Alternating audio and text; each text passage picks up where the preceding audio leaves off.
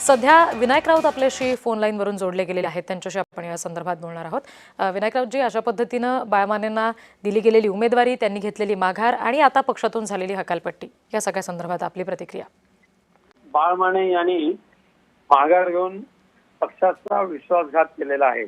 शिवसेना उद्धव बाळासाहेब ठाकरे पक्षाचे पक्षप्रमुख माननीय उद्धवजी ठाकरे साहेब यांनी जो विश्वास, जे प्रेम आणि जे आत्मीयतेने बाळमाने यांना सातत्याने वागणूक दिली होती, आपल्या घरच्या कुटुंबियाप्रमाणे त्यांचा सन्मान केला जात होता, त्या बाळमानेंनी अशा पद्धतीने निवडणुकीच्या रिंगणातून माघार घेऊन पक्षाचा विश्वासघात केला, माननीय उद्धव साहेबांचा विश्वासघात केला आणि म्हणून या बेईमानीला कदापि थारा दिला जाणार नाही, म्हणून त्यांची पक्षातून हकालपट्टी केलेली आहे।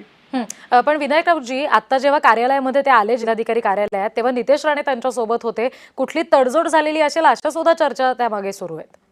तडजोड तर 100% झालेली आहे। नितेश राणे काय किंवा समोरचे उमेदवार काय यांनी घोडा बाजार केला, बैल बाजार केला, रेडा बाजार केला आणि ती जी तडजोड केली त्या तडजोडीला हपापलेले जे बाळमाने त्यांनी शेण खाल्लेलं आहे। ठीक, विनायक राऊतजी धन्यवाद, आपण जय महाराष्ट्राकडे ही सविस्तर प्रतिक्रिया नोंदवली त्यासाठी। आपण हे दृश्य बघतोय, बाळमाने यांनी आपली उमेदवारी मागे घेतली जी ठाकरे गटाकडून त्यांना दिली गेलेली होती। नुकतंच विनायक राऊत यांनी सुद्धा सांगितलं की विश्वासानं ठाकरेंकडून ही उमेदवारी दिली गेली, मात्र त्यांनी हा विश्वासघात केलाय असं सुद्धा विनायक राऊत यांनी म्हटलं।